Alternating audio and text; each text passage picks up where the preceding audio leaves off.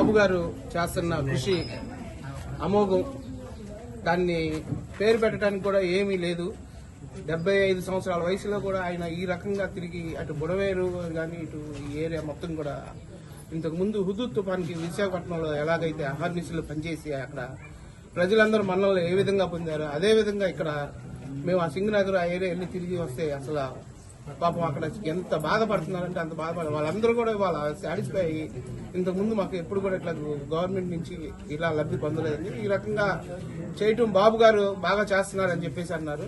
దాంట్లో భాగంగానే మాకు మంగళగిరిలో మాకు కొన్ని అన్నయ్య మీకు ఓపికనంత వరకు చేయాలంటే మేము అందరం కూడా ఇక్కడ ఎవరికి ఓపిక కొద్ది వాళ్ళు మనం ప్రజలకి వస్తువులు ఉండకుండా మన వాళ్ళు ఎవరైనా వాళ్ళకి లోకేష్ బాబు గారు మనకి చేనేతలకి అండగా నిలబడి ఈ 50 కేజీలు బియ్యం ఈ పప్పు ఉప్పులు అన్ని కూడా ఇచ్చి మన వాళ్ళని అంటే ఆయన ఎంతో అభిమానంగా దత్తత తీసుకున్నాను అని చెప్పిన దానికి ఉదాహరణగా ఇవాళ చేస్తున్నందుకు మేము ఆయన అభినందిస్తున్నాము.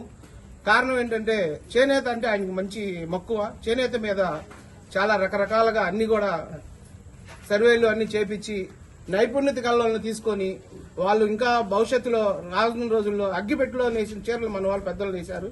అట్లానే ఇంకా మంచి నైపుణ్యంతో మన కుర్రవాళ్ళందరినీ కూడా అభివృద్ధి చేయాలని ఆయన లోకేష్ గారు పడుతున్న కృషికి మనందరం కూడా అభినందనలు తెలియపరిచి ఆయనకి తోడ్పాటును అందించి మనందరం కూడా ఇంకా మన వాళ్ళు అభివృద్ధి చెందడానికి ఏం చేయాలనేది నా ఒక చిన్న విన్నపం అని చెప్పేసి చెప్తున్నాను.